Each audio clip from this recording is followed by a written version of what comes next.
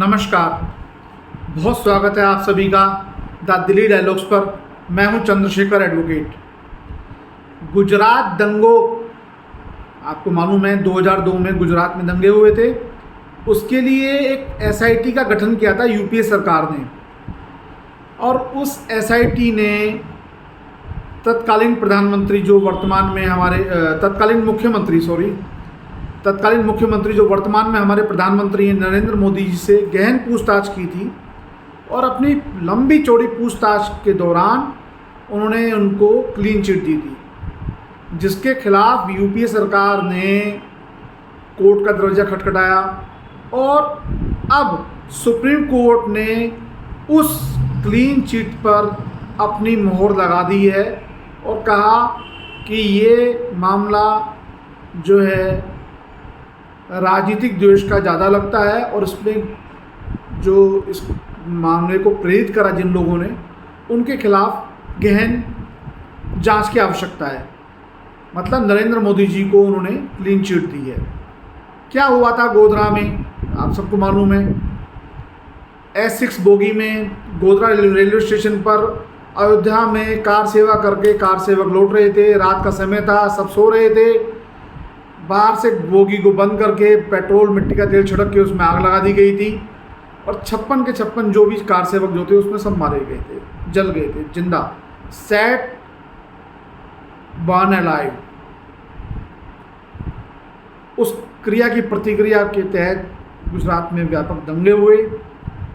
उस दंगों को कंट्रोल करने के लिए सुप्रीम कोर्ट ने कहा नरेंद्र मोदी ने जो समय मुख्यमंत्री थे अपनी तरफ से हर संभव प्रयास करे, और उन दंगों में उनका कोई रोल नहीं था। हालांकि नरेंद्र मोदी को इस मामले में बहुत परेशान किया गया उस समय, पर उन्होंने राहुल गांधी जी की तरह या सोनिया जी की तरह कोई रोड पे, कोई शहर में कोई प्रदर्शन नहीं करा। अभी जैसे प्रवर्तन निदेशालय ईडी इन्फोर्समेंट डायरेक्टर ने राहुल गांधी जी को बुलाया है नेशनल हेराल्ड केस में पूछताछ के लिए।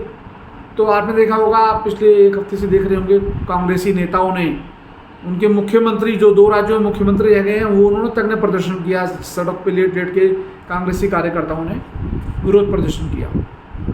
खैर, नरेंद्र मोदी को ये कहा गया कि वो मौत का सौदागर है। किसने कहा? सोनिया गांधी जी ने। पर एसआईटी को अपनी जांच में कुछ नहीं मिला, फिर क्यों कहा भाई ऐसा? खबरें ये भी कहती है जब एसआईटी का जो चीफ थे उनको कांग्रेसी नेताओं ने केंद्र में बुलाकर हड़काया धमकाया, जो उसके चीफ थे, कि आप कैसे पुलिस अधिकारी हो कि आप नरेंद्र मोदी को फंसा नहीं सके इसमें। मामला कोर्ट में गया, कोर्ट से फिर हाई कोर्ट में, और उसके बाद अंत में सुप्रीम कोर्ट से नरेंद्र मोदी को क्लीन चिट मिली। अब मामला इतना लंबा गया। अब मेन मुद्दे पर आते हैं। एक नाम है तीस्ता सीतलवाड़। क्या नाम है? तीस्ता सीतलवाड़। सब सुना है, पर पूरा नाम क्या है? तीस्ता जावेद सीतलवाड़। ये एक एनजीओ चलाती हैं। मैं एनजीओ का नाम पढ़ के बता रहा हूँ। एनजीओ का नाम है citizens for justice and peace. Citizen for justice and peace. इनको बहुत तगड़ी फंडिंग होती है। इनका बम्बई में एक शानदार आलीशान, मतलब कहते हैं जो सुपरस्टार्स का जो बंगला है, नाम ही नहीं चाहता मैं किसी का, उससे 3 गुना बंगला इनका एरिया में वहाँ पर है। अरबों करोड़ों की संपत्ति है। कैसे? इतना पैसा कहाँ से? सुप्रीम कोर्ट ने कहा कि जाकिया की भावनाओं को इन्होंने खेला, उनकी भावनाओं से, जाकिया जाफरी की भावनाओं से खेला, उनको गुमराह करती रही। सुप्रीम कोर्ट ने जाकिया जाफरी की याचिका को आधारहीन कहते हुए खारिज कर दिया, और ये भी बताया कि ये मामला पूर्णतः राजनीति से प्रेरित लगता है, केवल मोदी को बदनाम करने के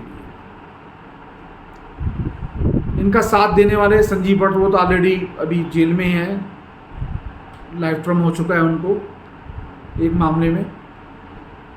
फिर उन्हें इस मामले में दोबारा सम्मन भेज के उनको फिर गिरफ्तार किया गया है, जिन पर कार्रवाई हो रही है।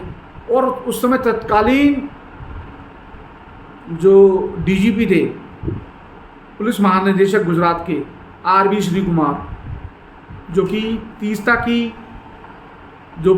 की एनजीओ में, तीस्ता जावेद सीतलवाड़ की एनजीओ में सहायक भी हैं, उसका काम भी देखते हैं, उनको भी सम्मन भेजकर पुलिस ने बुलाया और उनको भी गिरफ्तार कर लिया।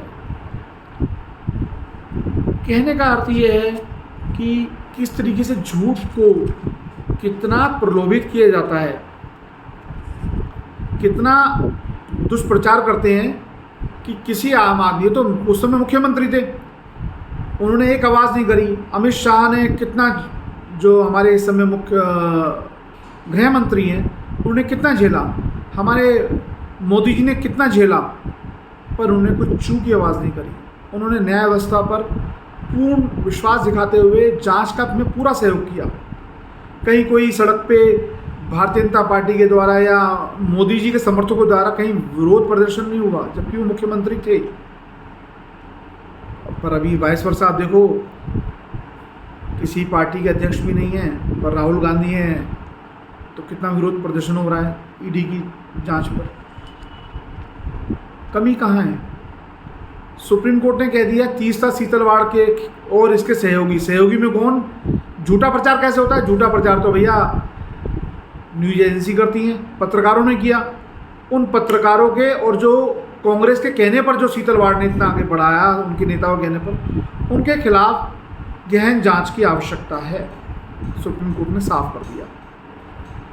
अब मेरा मोदी जी से, हमारे प्रधानमंत्री जी नरेंद्र मोदी जी से, गृह मंत्री अमित शाह जी से इस वीडियो के माध्यम से सख्त विनम्र निवेदन है कि जिन लोगों ने दुष्प्रचार किया और पिछले 20 साल में इस मामले का इतना दुष्प्रचार करके इसको इंटरनेशनल इशू बनाया और देश की छवि खराब करी, उनके खिलाफ सख्त कानून बनना चाहिए। और कहते हैं एक ब्रेन मैपिंग का टेस्ट होता है, नार्कोपोलोग्राफी टेस्ट, उसके ऊपर कानून बनाना चाहिए, जिससे ये तो कठपुतलियाँ हैं, इनके आका तो दूर बैठे हैं, वो तो बच जाएंगे अभी भी। तो इन सबको खिलाफ सख्त एक्शन लेना चाहिए, इनको लाइफ इम्प्रिजमेंट होना चाहिए और ऐसा सबक मिलना चाहिए कि भविष्य में कोई किसी दूसरे व्यक्ति को झूठे आरोप में ना फंसा पाए।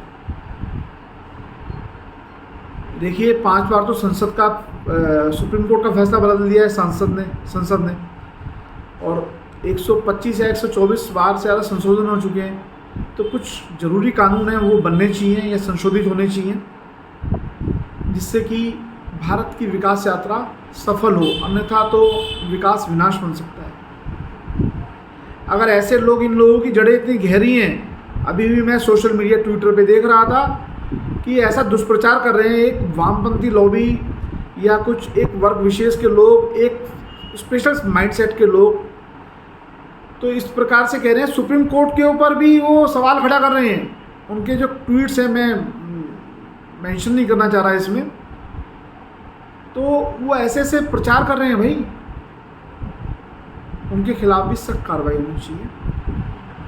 माननीय गृह मंत्री अमित शाह जी को उन सभी ट्वीट्स का भी संज्ञान लेना चाहिए और तीस्ता जावेद सीतलवाड़, आरबी श्री कुमार, ये तो जेल में हैं, ये अभी न्यायिक हिरासत में तो हैं, ये गिरफ्तार कर लिया गया है। साथ में जो लीडर्स उस समय जो सरकार चला रहे थे, कांग्रेस लीडर्स और जो बड़े बड़े पत्रकार थे, उनके खिलाफ भी बहुत सख्त कार्रवाई की आवश्यकता है। नहीं तो भैया जब किसी मुख्यमंत्री के खिलाफ ऐसा हो सकता है झूठा दुष्प्रचार, तो तुम्हारी तो बिसाती क्या है। मैं भी आप लोगों के लिए, इस देश के लिए उच्च न्यायालय और सर्वोच्च न्यायालय, सुप्रीम कोर्ट में जनहित याचिकाएं लगाता हूँ। कल को मेरे खिलाफ भी कोई ऐसा मामला, कोई झूठा प्रचार कर दे, तो मेरी तो कोई हैसियत ही नहीं है, मैं कहाँ जाऊँगा।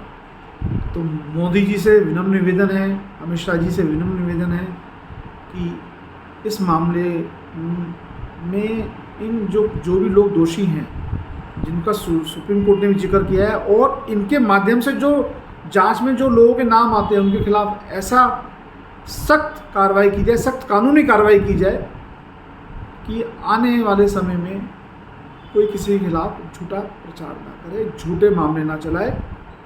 इस अगर आप लोगों को ये जानकारी अच्छी लगी तो ज़्यादा से ज़्यादा शेयर कीजिएगा, वीडियो को लाइक कीजिएगा और चैनल को सब्सक्राइब जरूर कीजिएगा। जय हिंद, जय भारत।